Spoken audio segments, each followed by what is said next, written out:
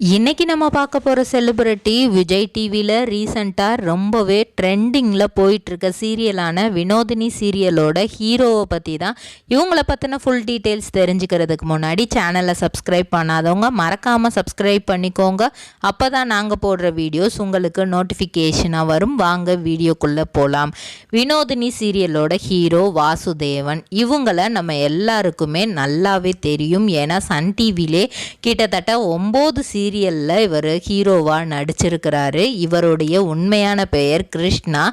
இவர் நம்ம தமிழ்நாடு தாங்க. ஆனால் வளர்ந்தது எல்லாம் நியூ டெல்லி. அவங்க அப்பா ரகுநந்தன், அம்மா நளினி. இவர் 1982 ஆகஸ்ட் மாதம் 1 பிறக்கிறாரு.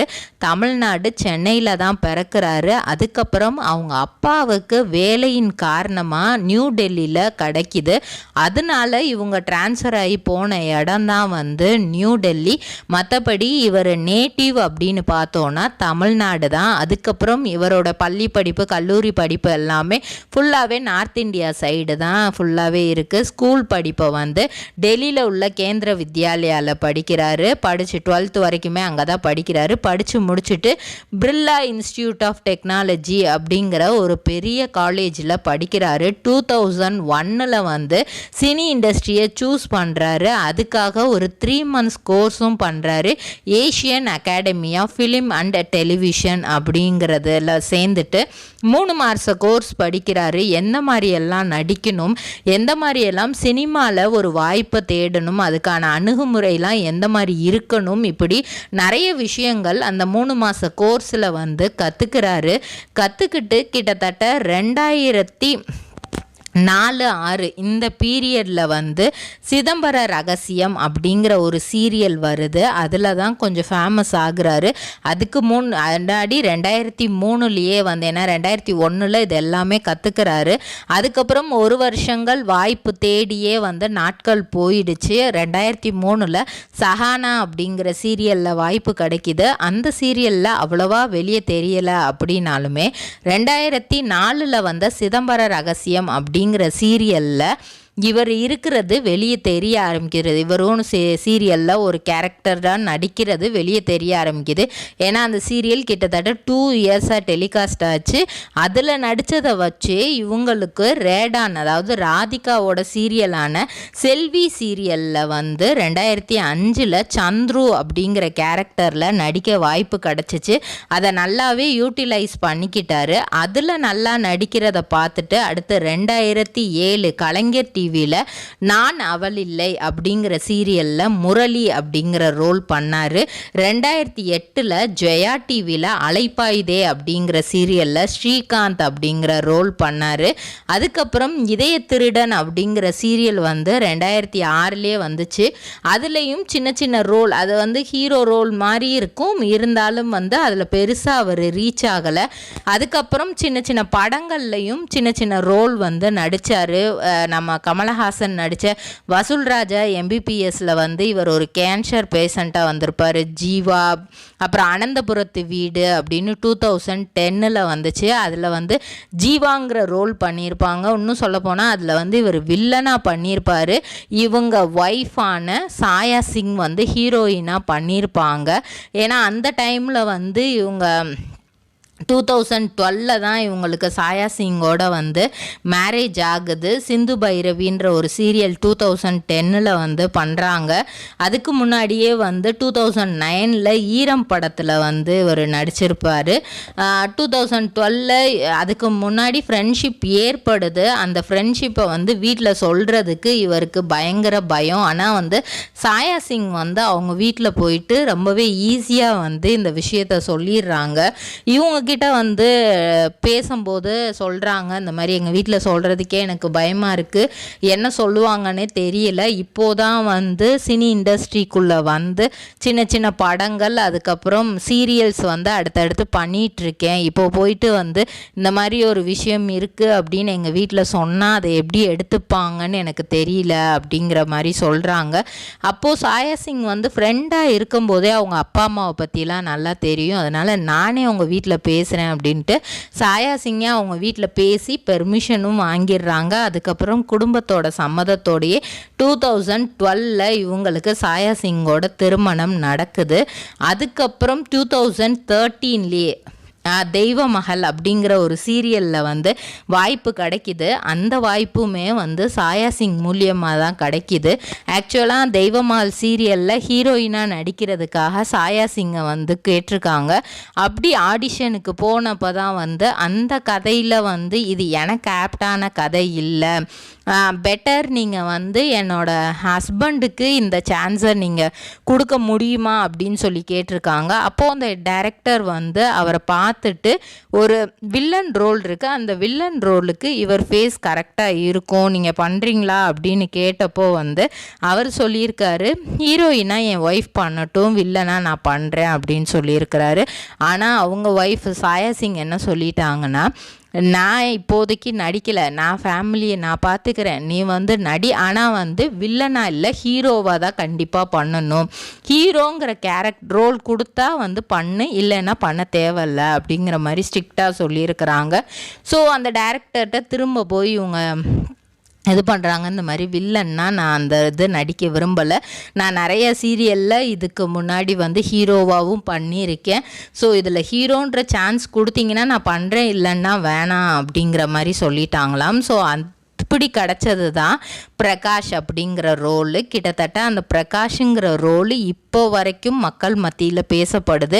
தெய்வ மகள் சீரியல் ரொம்பவே சூப்பர் ஹிட் ஆச்சு. அந்த சீரியலில் இருந்து தான் இவரை கிருஷ்ணாவை வெளியே தெரிய ஆரம்பித்தது. நல்லாவே எங்கே போனாலும் இவரை பிரகாஷ்னே கூப்பிட ஆரம்பித்தாங்களாம். இவ்வளோ தூரம் சன் டிவியில் இத்தனை சீரியல், அப்புறம் கலைஞர் டிவியில், ஜெயா டிவிலன்னு இப்படி சுற்றி சுற்றி படங்களும் நடிச்சிட்டாராம்.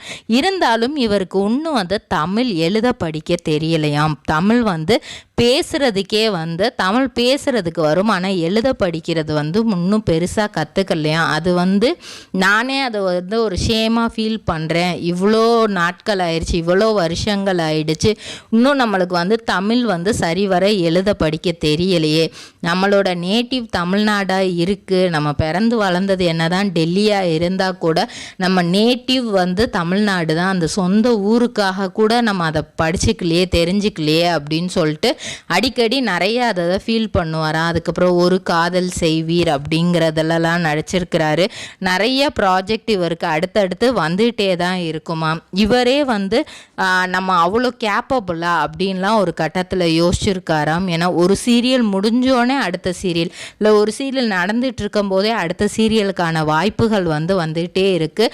அவர் இவ்வளோ தூரத்துக்கு பண்ணுறதுக்கு மிகப்பெரிய காரணமே அவங்க ஒய்ஃப் தானே. அவங்களுடைய சப்போர்ட் இல்லாமல் கண்டிப்பாக என்னால் இதை பண்ண முடியாது. எனக்கு எல்லா இடத்துலையுமே பில்லராக அவங்க தான் நின்றுருக்காங்க. என்னோட பேரண்ட்ஸ் எவ்வளோக்கு எவ்வளோ எனக்கு சப்போர்ட்டிவாக உன்னால் முடியும் பண்ணு அப்படின்னு சொன்னாங்களோ அதுக்கு ஈக்குவலாக இவங்களும் எனக்கு சப்போர்ட் கொடுக்குறாங்க.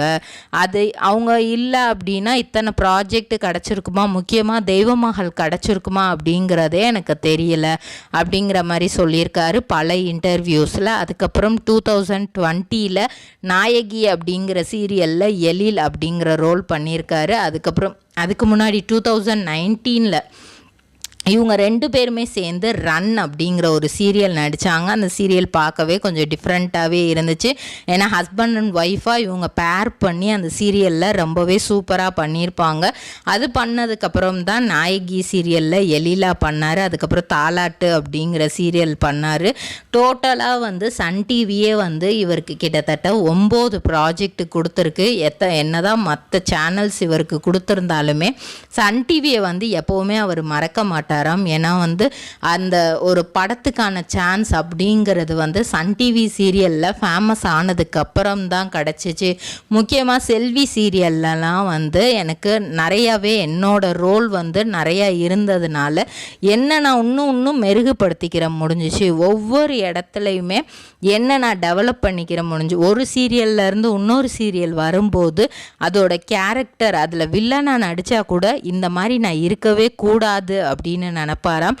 அதே மாதிரி அவங்களோட கல்யாணத்தில் இல்லை அவர் லைஃப்பில் ரொம்பவே மறக்க முடியாத ஒரு பர்சன் அப்படின்னா டைரக்டர் கேபி கே பாலச்சந்தர் அவர்கள் தானாம். ஏன்னா வந்து மேரேஜுக்கெலாம் அவர் வருவாருன்னு எதிர்பார்க்கவே இல்லையாம். இன்வைட் பண்ணியிருந்தாங்களாம், பட் அவர் வந்து சர்ப்ரைஸ் கொடுப்பாருன்ட்டு இவர் எதிர்பார்க்கவே இல்லையா அந்த அளவுக்கு. ஏன்னா அந்த டைமில் வந்து சாயா சிங் ரொம்ப ஃபேமஸாக இருந்தாங்க. அதனால் வந்து எல்லா சினி இண்டஸ்ட்ரியில் இருக்கிற எல்லாருமே வந்து வந்திருந்தாங்க. அதில் டைரக்டர் கே பாலச்சந்தர் அவர்களும் வந்திருப்பாங்க.